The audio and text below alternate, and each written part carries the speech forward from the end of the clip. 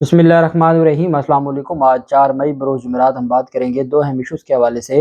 शहबाज शरीफ के ख़िलाफ़ नवाज़ शरीफ बयान हल्फ़ी केस पर बड़ी अहम कार्रवाई हुई है और पहली दफ़ा ऐसा हुआ है कि उस दरख़्वास्त पर पेशरफ़्त सामने आई है। पहले जब भी कोई दरख़्वास्त दायर की जाती थी, वो भले फवाद चौधरी ने दरख़्वास्तें दायर की थी या किसी और ने, वो दरख़्वास्त प्रिलिमिनरी ख़ारिज कर दी जाती थी।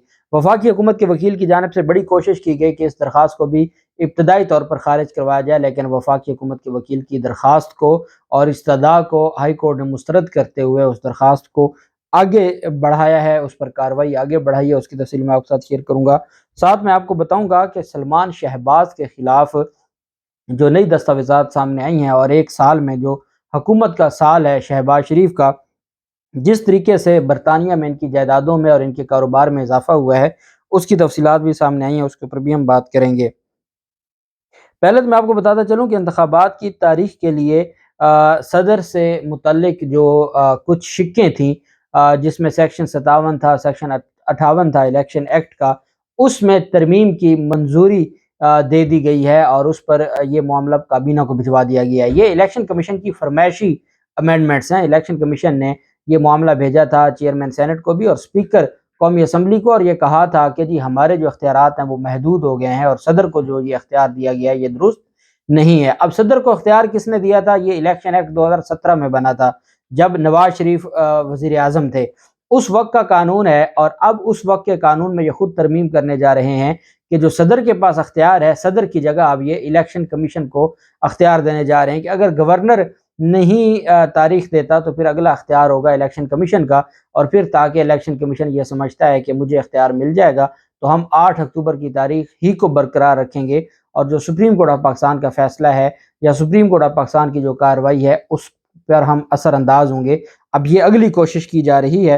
इलेक्शन एक्ट के सेक्शन 57 और 58 में मुजवजा तरमीम काबीना की कमेटी बराए कानून ने मंजूर कर ली, जिसकी बुनियाद पर इलेक्शन कमीशन इंतखाबात की तारीख के लिए अब सदर से मुशावरत का पाबंद नहीं होगा।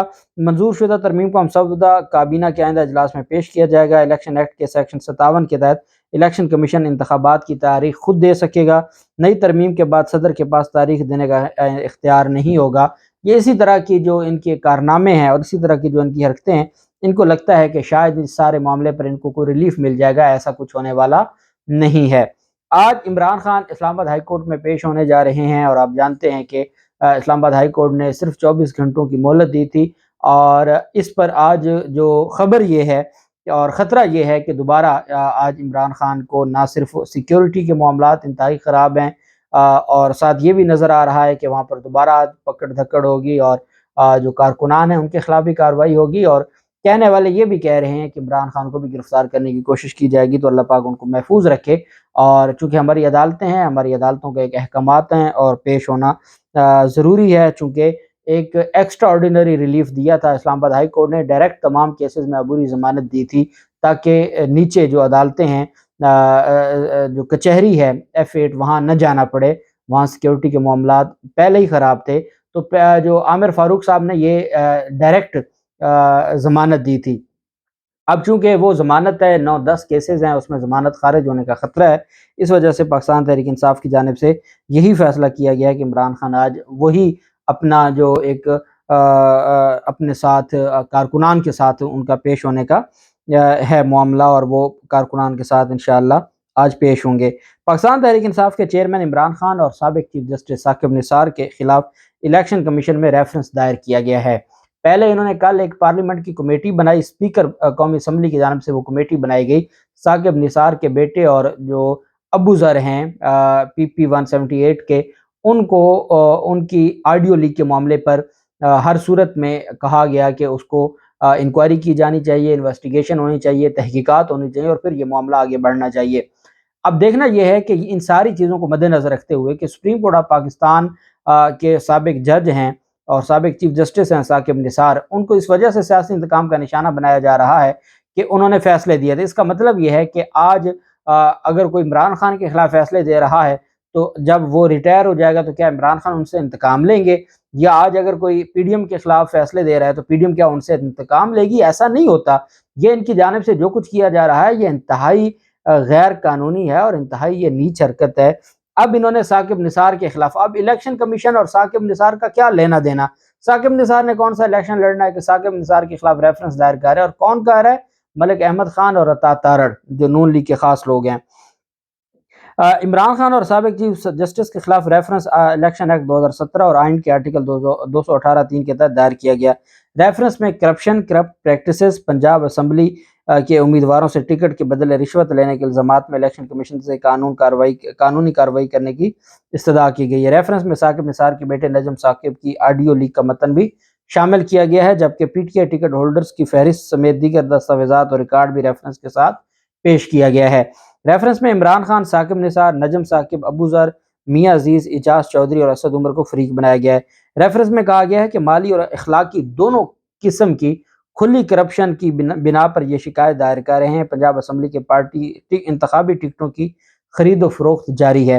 ریفرنس میں کہا گیا کہ ایک سیاسی جماعت نے قانون، اخلاقیات اور جمہوریت کی دھجیاں اڑا کے رکھ دی۔ اچھا، کون کہہ رہا ہے؟ یہ وہ کہہ رہے ہیں جن کی اپنی ٹکٹ لینے کو کوئی تیار نہیں ہے۔ اب وہ کہہ رہے ہیں جی کہ قانون اور جمہوریت کی دھجیاں اڑائی جا رہی ہیں۔ ایک جماعت پارٹی ٹکٹوں میں کرپشن کر کے سیاست کے مقدس شعبے کو گندا کر رہی ہے۔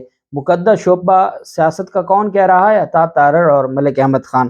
ریفرنس میں استدعا کی گئی ہے کہ آئین، قانون اور الیکشن ایکٹ کی خلاف ورزی پر الیکشن کمیشن کارروائی کرے، اور انہوں نے کہا ہے کہ جی اس وجہ سے ان کے خلاف کارروائی ضروری ہے کہ ہر صورت عمران خان کو روکا جانا چاہیے۔ اب اس طرح کے معاملات ہیں، نوٹس جاری بھی ہوگا، اس کی کیا حیثیت ہے؟ الٹیمیٹ یہ پھر معاملہ ہائی کورٹ میں چلا جائے گا، سٹے ہو جائے گا۔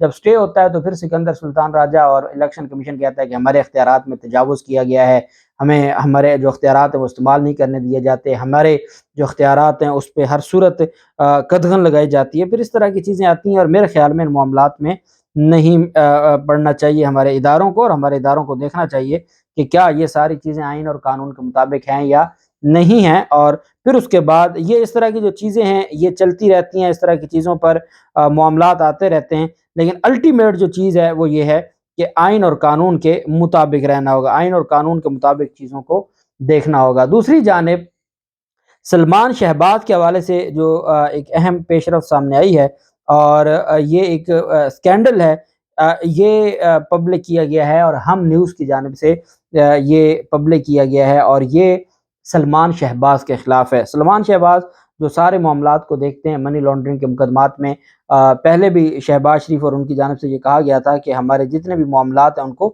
سلمان شہباز دیکھتے ہیں۔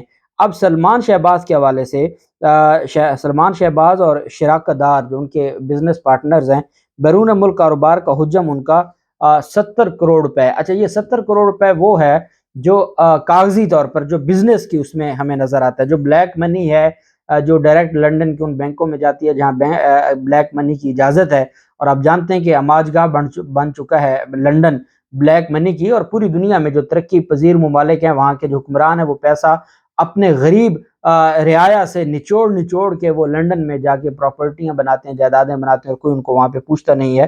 اب اس میں جو یہ کہا گیا ہے کہ ایک سال میں کاروبار میں جو قانونی طور پر انہوں نے شو کیا ہے کہ ایک سال میں ان کے کاروبار میں 65 کروڑ روپے کا اضافہ ہوا ہے۔ مطلب یہ ہے کہ یہ پاکستان کو نقصان ہوا، اس امپورٹڈ حکومت کے آنے سے، رجیم چینج آپریشن سے پاکستان کو نقصان ہوا، پاکستان بہت نیچے گیا، پاکستان کے ریزرو نیچے گئے، مہنگائی 1973 کے دور تک جا پہنچی، اور جب وہ جنگ کا دور تھا اور جنگ کے بعد کے حالات تھے اس مقام پہ ہمیں لا کھڑا کیا، لیکن ان کے کاروبار میں بہتری آئی۔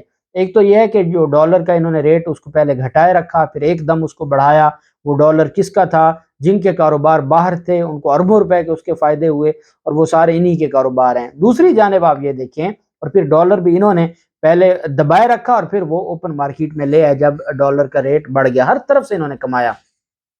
ابھی شاہد خاقان عباسی کہہ رہے ہیں کہ میں نے جو 20 ارب کی بات کی ہے آٹا کرپشن کی، وہ کہتے ہیں یہ تو میں نے بہت معمولی فگر دی ہے، اس کا مطلب یہ ہے کہ 84 ارب میں سے کم از کم 50-60 ارب روپے تو کرپشن کی نظر ہو گیا ہے، چونکہ یہ شاہد خاقان عباسی کہہ رہے ہیں۔ تو اب ان ساری چیزوں کو دیکھتے ہوئے اگر 65 کروڑ روپے ان کے اضافہ ہوا ہے کاروبار میں اسی سال میں، جو یہ سال رجیم چینج آپریشن کے بعد گزرا ہے، تو اس کا مطلب ہے کہ جو انہوں نے قانونی طور پر بزنس شو کیا ہے وہ 65 کروڑ روپے ہے، تو باقی کتنا ہوگا جو انہوں نے بلیک منی اور جس طریقے سے یہ اپنی ایک واردات ڈالتے ہیں، تو آپ اندازہ لگائیں کہ اس رجیم چینج آپریشن سے نقصان ہوا ہے ریاست کو، ملک کو اور عوام کو۔ باقی سب کے جو یہ اشرافیہ ہے ان سب کو فائدہ ہے، اور اشرافیہ کو ان کے پیسے پورے ہو گئے ہیں اور انہوں نے واہ واہ کر کے کما لیا ہے اس رجیم چینج آپریشن سے۔ دوسری جانب لاہور ہائی کورٹ میں ایک درخواست دائر کی گئی تھی شہباز شریف کے خلاف، اور اس میں یہ موقف اپنایا گیا تھا کہ جو درخواست نواز شریف کا بیان حلفی ہے، اور نواز شریف کے بیان حلفی میں یہ کہا گیا تھا کہ وہ ان کو 4 ہفتوں کے لیے باہر جانے کی اجازت دی جائے اور میں گارنٹی دیتا ہوں، شہباز شریف نے کہا۔ اس پر لاہور ہائی کورٹ میں درخواست دائر کی گئی کہ شہباز شریف نے جھوٹا بیان حلفی دیا تھا، وہ وزیر اعظم ہے، ایسا شخص کیسے وزیر اعظم رہ سکتا ہے جو جھوٹا بیان حلفی دے کے عدالتوں کے ساتھ دھوکہ کرے۔ سماعت کے دوران وفاقی حکومت کے وکلا بھی عدالت میں پیش ہوئے۔ درخواست گزار نے عدالت میں موقف اپنایا کہ نواز شریف نے دھوکہ دیا، بیرون ملک وہ سفر کر رہے ہیں، وہ یورپ بھی گئے، وہ سعودی عرب بھی گئے، لیکن وہ پاکستان واپس نہیں آ رہے۔ عدالت نے استفسار کیا کہ اس معاملے پر کسی انتظامی ادارے سے مشاورت کی گئی۔ درخواست گزار نے موقف اپنایا کہ تمام اداروں اور عمران خان سے اس معاملے کو دیکھنے کی درخواست کی ہے، قائم مقام اور لیکن اس کے باوجود جو حکومتیں ہیں، جو موجودہ حکومتیں ہیں، وہ اس معاملے کو نہیں دیکھ رہی۔ ایک شخص جو 4 ہفتوں کے لیے بیماری کا بہانہ کر کے گیا تھا، وہ یورپ بھی جا رہا ہے، وہ سعودی عرب گیا ہے، وہاں پر اس نے 2 ہفتے کا وزٹ کیا ہے، وہ واپس چلا گیا ہے، اور اس نے یہ نہیں کہا کہ وہ بیمار ہے، بلکہ اس نے کہا ہے کہ جب پاکستان کے حالات سازگار ہوں گے تو تب وہ پاکستان آئے گا۔ اس کا مطلب یہ ہے کہ لاہور ہائی کورٹ کے ساتھ دھوکہ کر کے، فراڈ کر کے گیا ہے۔ اس پر عدالت نے کہا کہ آپ نے حکومت سے بھی کوئی رجوع کیا؟ انہوں نے کہا جی حکومت انہی کی ہے جن کے خلاف تو میں درخواست لے کے آیا ہوں۔ وہاں پر جو وفاقی حکومت کے قائم مقام اٹارنی جنرل تھے شیراز زکا، انہوں نے عدالت میں کہا کہ درخواست گزار فریق نہیں ہے، درخواست گزار کا کوئی بھی لوکس اسٹینڈائی نہیں ہے، اس وجہ سے درخواست خارج کی جائے، جبکہ متعلقہ فورم دستیاب ہو تو درخواست ناقابل قبول ہے۔ عدالت نے دلائل سننے کے بعد وفاقی حکومت کے وکیل کی اپیل مسترد کر دی، جو استدعا تھی کہ فی الفور اس درخواست کو خارج کیا جائے۔ لاہور ہائی کورٹ نے وہ استدعا وفاقی حکومت کی مسترد کر دی۔ عدالت نے درخواست گزار کو کہا کہ مزید آپ جو دستاویزات جمع کروانا چاہتے ہیں وہ دستاویزات جمع کروائیں، اور آپ دوبارہ یہ کیس سماعت کے لیے مقرر ہوگا اور ہم دوبارہ اس کے اوپر پھر کارروائی شروع کریں گے۔ لاہور ہائی کورٹ نے کہا کہ آپ نے جو جن فورمز پر درخواستیں دی ہوئی ہیں وہ بھی آپ فائل کا حصہ بنائیں۔ وفاقی حکومت کے وکیل کہتے رہ گئے کہ جناب مہربانی کر کے اس کو خارج کریں، یہ درخواست ناقابل سماعت ہے۔ عدالت نے ان کو برہمی کا اظہار کرتے ہوئے کہا کہ آپ خاموش ہو جائیں، اور عدالت نے ان کی جو درخواست تھی، یہ استدعا تھی کہ فی الفور اس کو خارج کیا جائے، اس کو مسترد کر دیا۔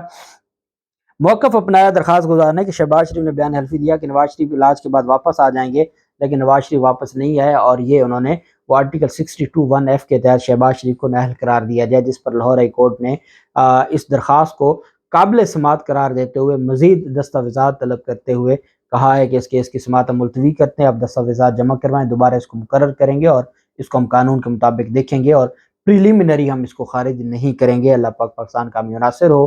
بہت شکریہ۔ اللہ حافظ۔ پاکستان زندہ باد۔